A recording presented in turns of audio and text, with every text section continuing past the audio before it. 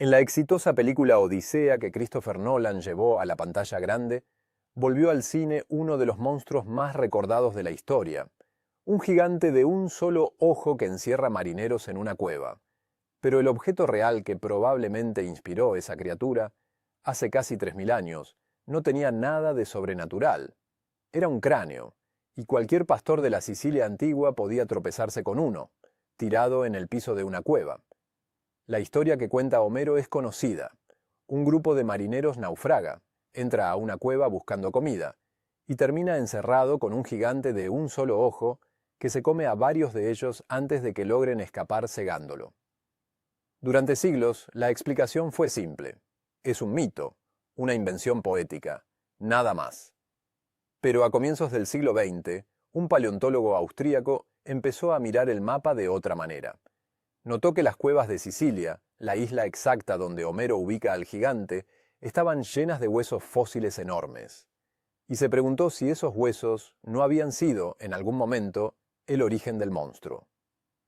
Los huesos pertenecían a una especie de elefante que ya no existe, un elefante enano, más chico que uno actual, que había evolucionado aislado en varias islas del Mediterráneo, Sicilia, Creta, Chipre, Malta, y se había extinguido miles de años antes de que naciera cualquier civilización griega. Lo importante no era el tamaño del animal, era la forma del cráneo.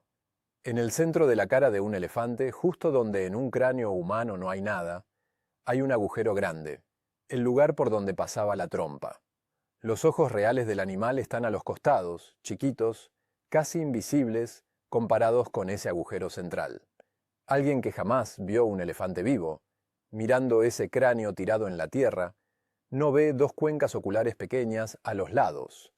Ve un solo agujero enorme, en el medio de la cara, del tamaño de un puño. Y el resto del cráneo, comparado con el de una persona, es gigantesco. Acá aparece un dato que cierra el círculo. Los griegos, de la época en que se armó esta leyenda, no tenían la menor idea de cómo era un elefante de verdad. Recién iban a ver uno vivo varios siglos después, cuando un ejército griego marchó mucho más allá de sus fronteras conocidas y se topó con elefantes de guerra por primera vez. Hasta entonces, si alguien encontraba uno de esos cráneos en una cueva, no tenía con qué compararlo. No había ninguna razón para pensar, esto es un animal que conozco. La única explicación disponible era otra. Esto fue, alguna vez, una criatura enorme, con un solo ojo. Y acá es donde la historia se pone más interesante de lo que parece a primera vista. Esta explicación, tan prolija que parece cerrada, en realidad sigue discutida. Historiadores especializados en mitología griega señalan un problema serio. No existe ningún texto antiguo que conecte directamente al cíclope con un hueso encontrado en una cueva.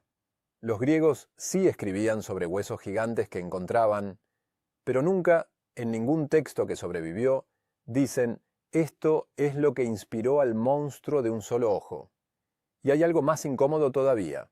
Aparecen gigantes de un solo ojo en tradiciones de otras culturas, en lugares donde jamás hubo un cráneo de elefante enano cerca. Así que la explicación del cráneo no es un hecho probado. Es una hipótesis seductora, con una lógica geográfica casi perfecta, pero sin la prueba final que la cierre del todo. Tal vez nunca vamos a saber con certeza si un pastor de hace 3000 años realmente se agachó frente a un cráneo así y decidió que había visto a un gigante. Pero la pregunta de fondo sigue siendo incómoda, 3 milenios después. Cuando alguien se topa con algo que no puede explicar, inventa un monstruo porque le falta imaginación, o porque esa es la explicación más razonable con la información que tiene enfrente. La próxima vez que un dato no termine de cerrarte del todo, y la explicación más fácil resulte también la más extraña, vale la pena preguntarse cuál de las dos cosas está pasando en realidad. Bit Científico. Historias que explican por qué el presente es como es.